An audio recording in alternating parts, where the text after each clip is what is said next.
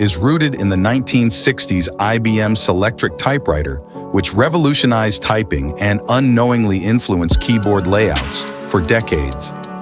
The IBM Selectric's QWERTY layout, originally adapted from 19th century typereaders, aimed to prevent jamming by separating common letter pairs.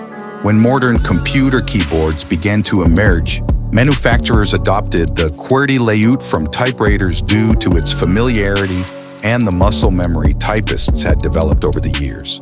The IBM Selectric's design influenced key size, spacing, and ergonomics on modern computer keyboards, aiming to replicate its comfortable typing experience.